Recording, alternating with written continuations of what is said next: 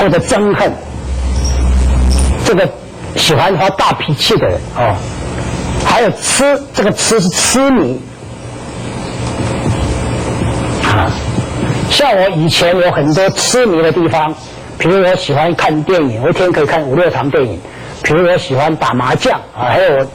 小学喜欢集邮啊，这个都成痴啊，甚至有一阵子喝酒都成痴。那这些都要去掉，都要舍离掉，都要舍离掉。那假设我们记得跟各位讲过，假设这2个合并在一起，问题就很大啊。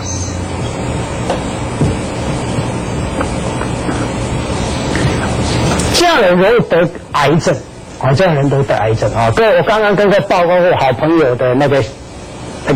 夫人50岁得癌症往生啊。那有一次我去的时候啊，正好他里面有5、6个学生出来，5、6个学生出来啊，就他的学生，他本来在一个学校教书啊，那学生来看他，然后出来，我正好碰到学生啊，那我就跟他聊一下啊。那学生那天碰到学生姻缘很好，就很健谈啊，他们就跟他讲啊，我说你们来看老师哦，你们这个尊师重道做得很好啊哈。他说我们老师很棒，教学教得非常的好啊，教得非常好啊，就是他教数学，他们别的老师以前的老师怎么讲我都听不懂，他2下子我们就听得搞懂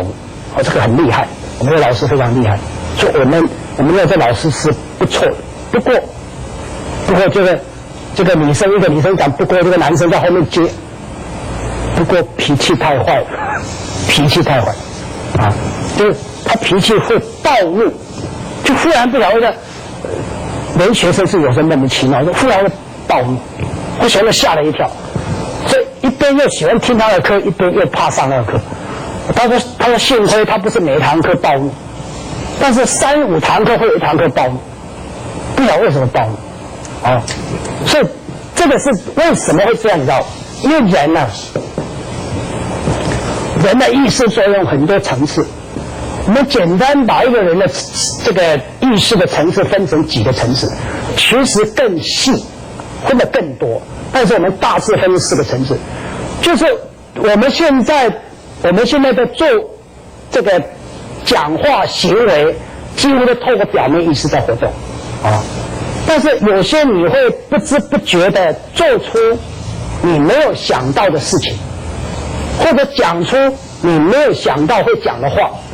啊，所以我们经常会后悔，哎呀，早知道不要讲这个话，早知道不要做这个事情。那这些都是从潜意识出来的，或者从深层意识出来，或者从最深层意识出来，